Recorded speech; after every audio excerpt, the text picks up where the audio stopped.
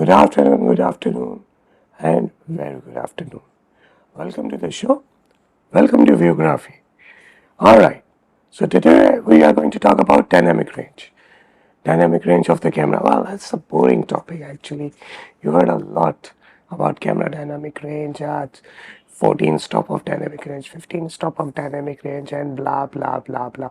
But I'm not going to talk about what camera companies basically they are saying. No.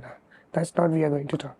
I'm going to show you the practical approach which I did actually, and I want to show you exactly how we as a consumer or as a photographer basically can calculate our own camera dynamic range, usable dynamic range. That's the right word I should say. Because these camera companies can say whatever they like, and whatever they are saying in the spec sheets or their marketing material are basically just to, create the hype. And I'm talking across the brand. I'm not talking specifically about Nikon or Sony or Canon or Fujifilm or Pentax, whatever. No, across the brand. All right. So let's see how we're going to calculate the dynamic range. What I did actually, I did the test exposure of a scene, outdoor scene, and I shot first at the 0 meter. So we have the meter, camera exposure meter. We are right in the center. We have 0. Then we have the negative, and then we have the positive. So negative, -1, -2, -3, -4, -5, +1, +2, +3, +4, +5.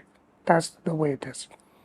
But so what I did basically did the test exposure first to 0, then -1, -2, -3, -4, -5, up to -6, and then I recovered those exposure into post processing. So for example, I did the exposure of -1 and then recovered by +1 in the Lightroom and try to compare it with the 0 exposure. So -1 recovered the exposure by +1 in the Lightroom and then compare it with the 0 exposure side by side.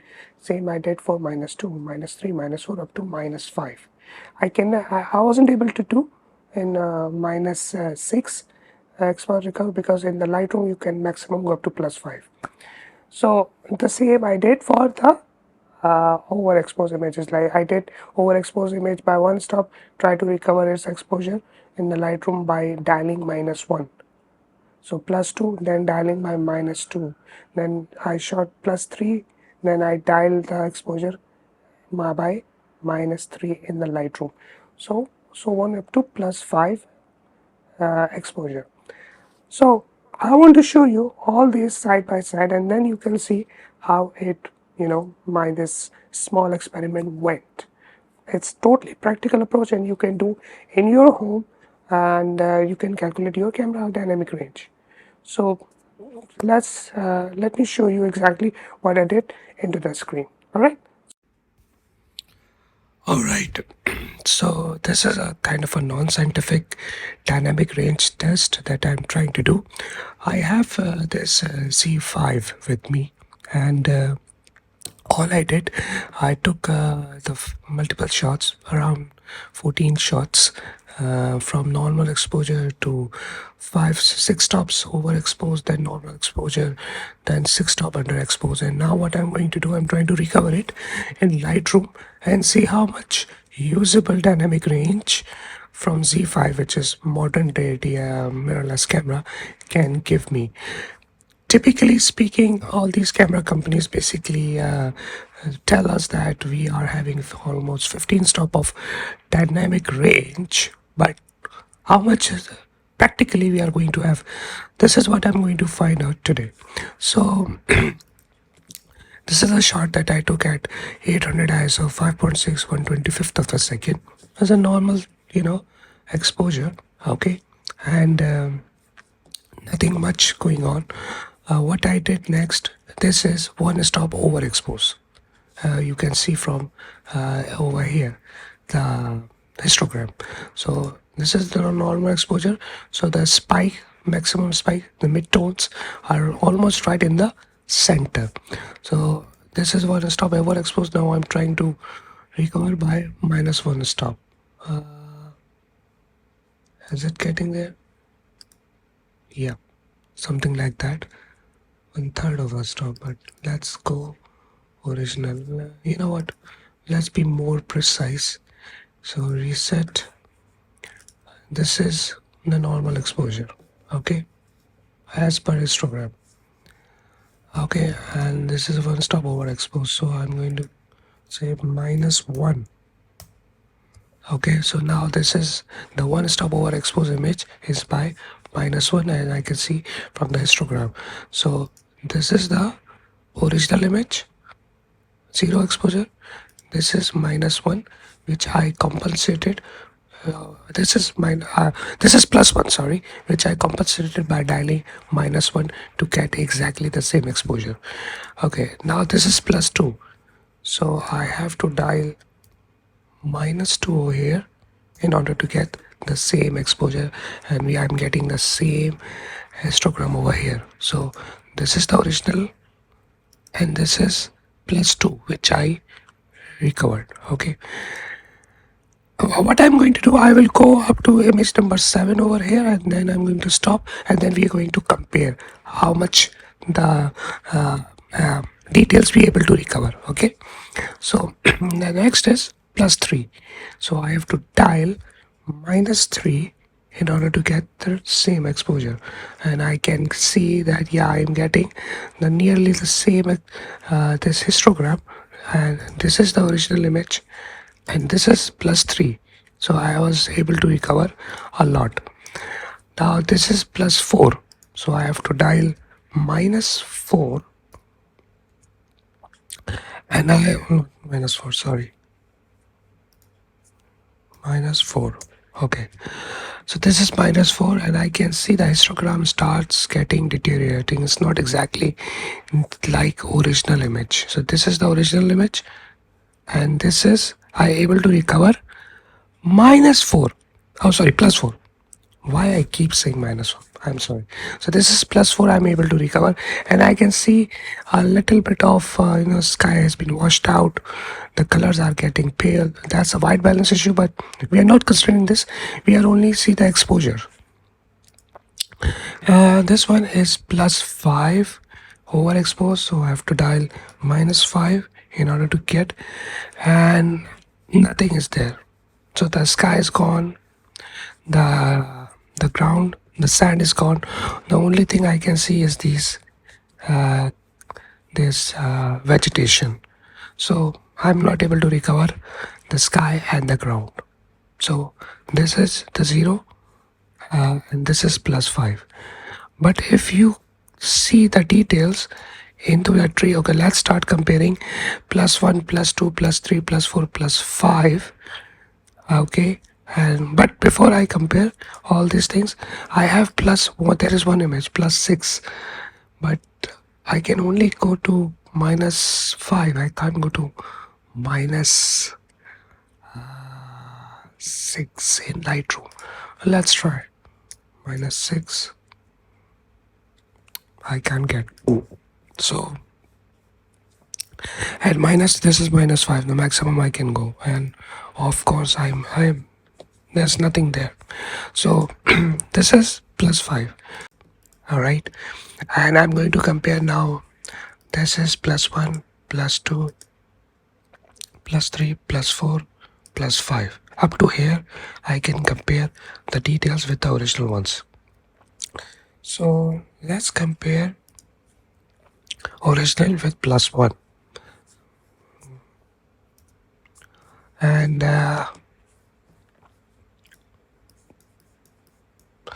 on my left hand side is the original image, which was taken at 1/25th of a second.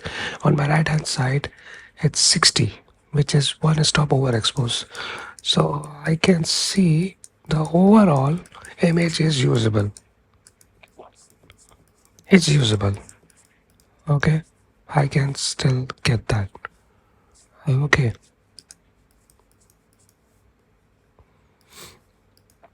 And if I go with the +2, this is +2 in compared to the original, which is +2 overexpose, and I'm still able to recover the details, which includes in the sky over here and also into the ground. Still usable. Okay.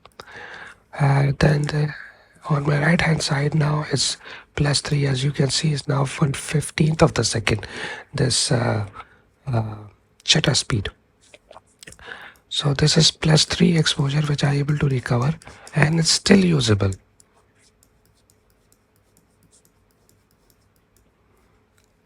I can see the sky over here, the details in the sky at +3 overexposed image. I was able to recover that. +4, I still can use this image. +4 overexpose, I can recover all the details, including a part of it in the sky and even in the ground. So +4 usable.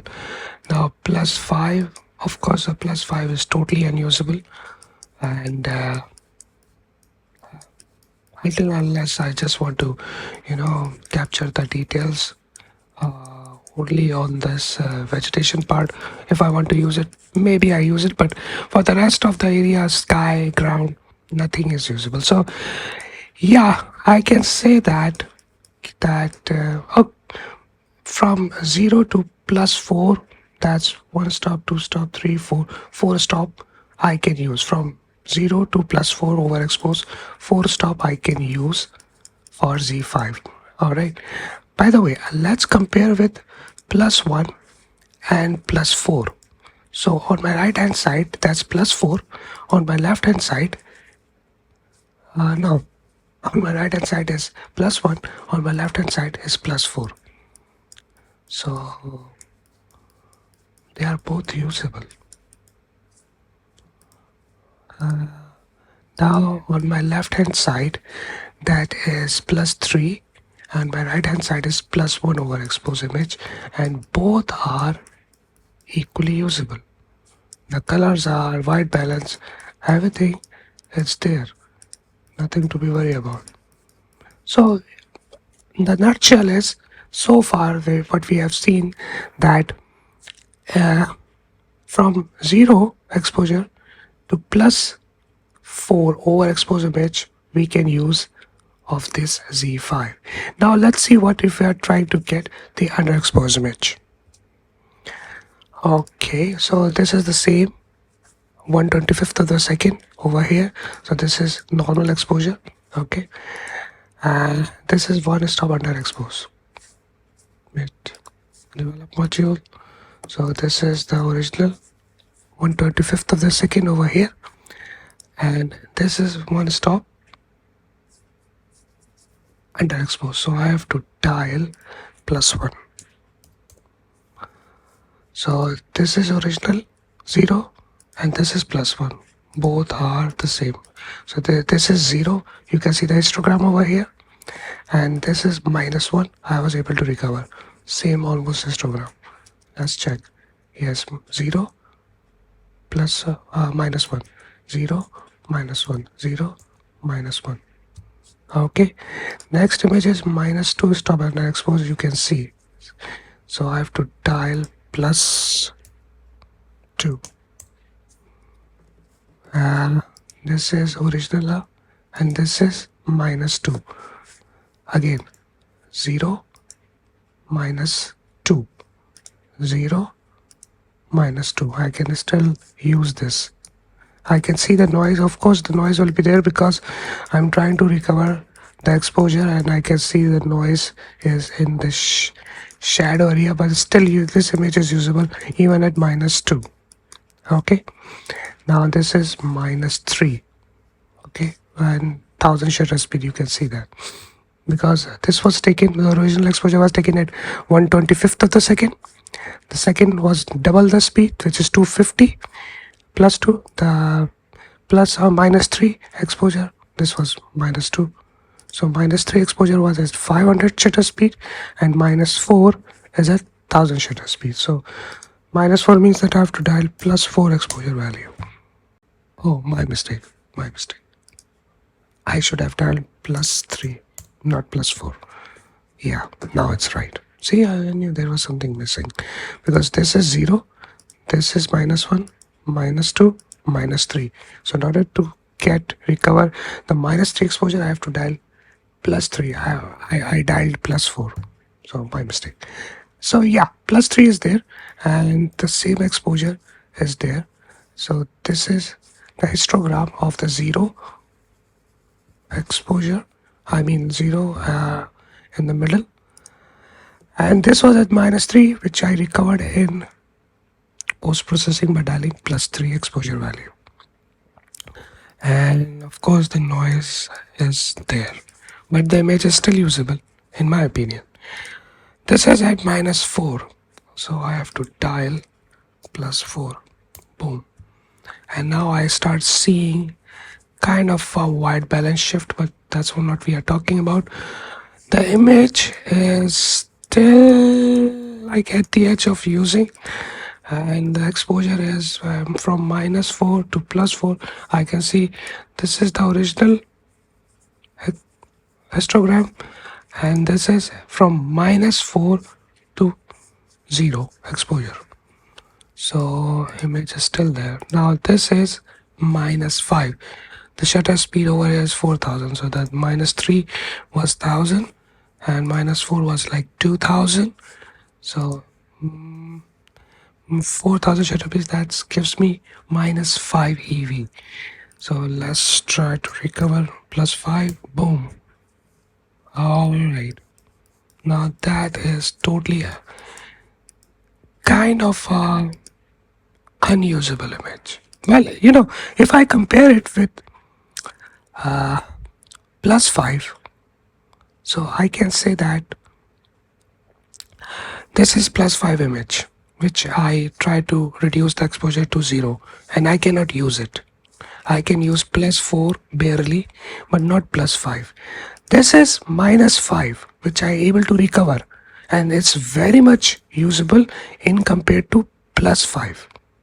So this is +5, and this is,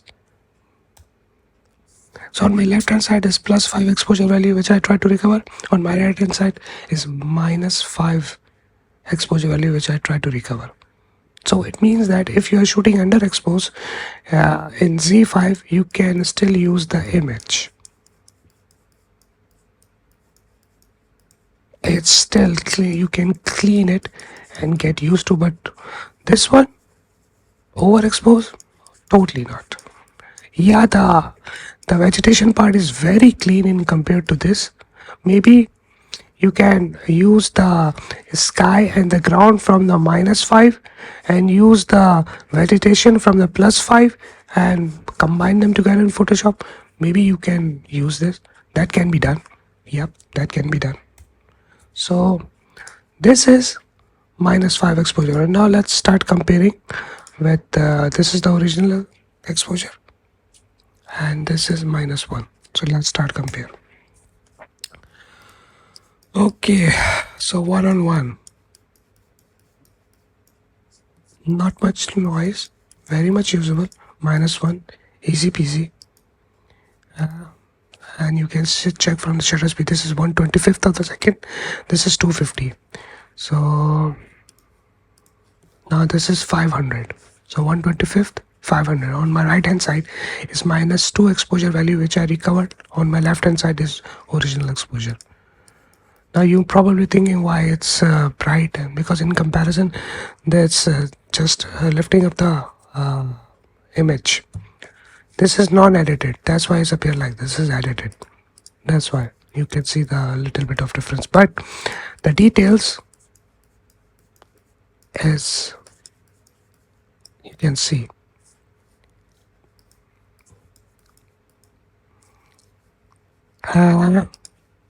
This is 1000 shutter speed, so this is -3, still usable.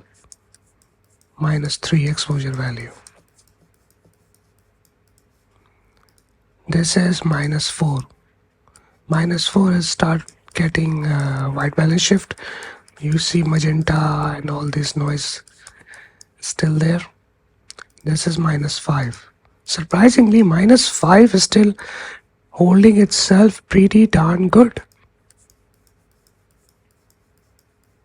Really, pretty darn good.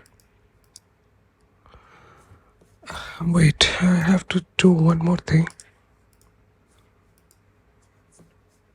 In the develop module, that's where I can see this. Okay, this is the zero exposure. Okay, and this is -5. So 0 and -5. 0, -5. This is -4. This is -3. This is -2. This is -1. So let's start seeing one by one. So this is 0, 0. This is -1. This is -2. This is -3. This is -4. So for -4, you start getting white balance shift. And this is -5. You have, of course, the white balance is completely gone. But if you look, this is -5. This is -4, -3, -2, -1, and 0. So 0, -1, -2, -3, -4, -5. There is one more, which is -6. Let's see what it goes, where it leads.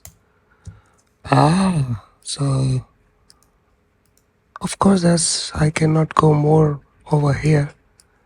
I cannot go +6, but if you can see, I still can see the sky, and I start seeing banding over here. But I'm trying to recover exposure by +6, which I went to maximum +5, because who's shooting at -6? First of all, I start seeing bending even at -5. -4, no, nothing. So up to -4 over here.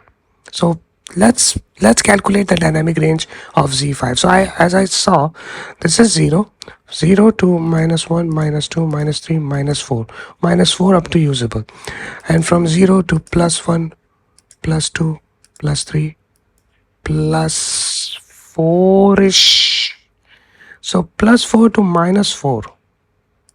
So this is +4, +3, +2, +1, 0. This is 0, -1, -2, -3, -4. So from this little experiment, I can see from -4 to +4, I can go easily. So if we calculate, so like -4, -3, -2, -1, 0, 1, 2, 3,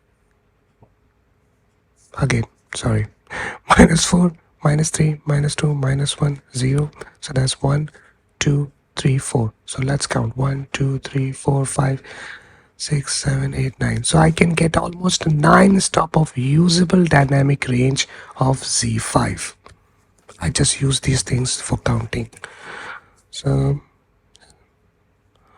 1, 2, 3, 4, then 5, 6, 7, 8, 9. Yeah, 9 stops of usable dynamic range from -4 to 0, and from 0 to +4. That makes 9 stop of usable dynamic range. So whatever the camera company is telling you that they are offering 15 stop of dynamic range, that's technically what sensor can give it to you, but how much practically you are using, that's what I tried to show you in this video. Let's get back to the conclusion. So you saw how it went. I shot with Z5, and Z5 is a very decent camera with a very good dynamic range. If you saw the underexposed images, I was able to recover them up to -4 stops, and in some cases up to -5. But I wasn't able to recover the overexposed images, especially the +5, and even +4 was barely acceptable. So let's talk about the total dynamic range of the Z5, the quote unquote usable dynamic range.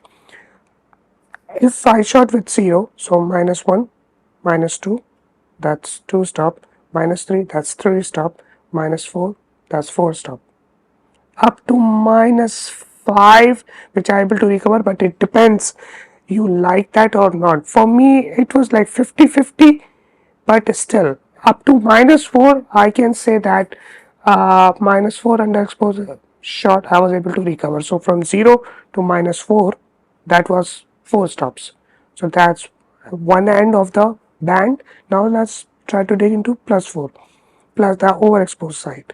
So overexposed side was +1, +2, +3, +4. Up to +4 overexposed, in which I was able to recover the details in the highlighted area in the sky and the ground. But the +5 I wasn't able to recover at all. So +4 and -4, if I stretch by -5, let's say +4 and -4, it's like +4, +3, +2, +1, 0. So that's 4 stop, then -1, 5, -2, 6, -3, 7, -4, 8. So 8 stop of dynamic range I roughly calculate. If I include -5, that's 9 stop roughly. So in a nutshell, I can say that minus like overall it's 8 stop the best. If I go 9 stop maximum, the dynamic range of Z5, the usable dynamic range of Nikon Z5. So 8 the best, 8 stop of dynamic range the best, 9 if I stretch too much on the negative side of the exposure, which was -5, which in some cases most of you say, well, it's not usable. In my opinion, it's still usable, but it depends on what I'm shooting. All right, so it depends. So 8 to 9 stop of dynamic range of Z5 is what I have found. You can apply this to any of your camera, even the mobile camera, and you can calculate, okay, yeah, it is X amount of dynamic range of your camera is. Now, what camera company says in the in the brochure, like 15 stop or 14 stop, basically they are marketing value. They are more kind of a scientific value of the sensor, which you can see, or basically they are doing so much scientific test for the sensor output, which they calculate even at the pixel level, which for us as a user, most of the time, 99% of the time, is not usable or not applicable, frankly speaking. So I just did this simple exercise. I shot underexposed. I bring back the exposure in the Lightroom. I shot overexposed. I down the exposure in the Lightroom. In this way, I calculated, okay, I get 8 to 9 stop of dynamic range of Z5.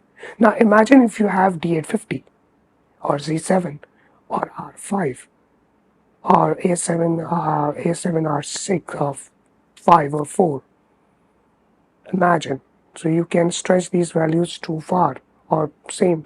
Maybe you will get best 9 or in some cases 10. Not more than that. Even 10, it's too extreme. I calculated 8, the usable value stretched out to 9 for Z5. Maybe in your camera is the 9 is the average value, or you may stretch to 10, but it's not more than that. So if you have the marketing brochure of your camera says 15 stop of dynamic range, just divide it by 2, and let's suppose if it's 15, 7.5, round it up to 8 stop. 8 stop easily you can get. So whatever the marketing material is saying, just divide it by 2 and round it up. You will get the usable dynamic range of your camera. So that's what it is. You can apply this to any camera, even medium format or crop sensor or full frame or micro four third, even with your iPhone or Samsung or whatever the mobile phone you are using. You can do that. In this way, you can calculate the usable dynamic range of your camera. So what is dynamic range? Dynamic range is simply how much detail the camera sensor can capture. That's it.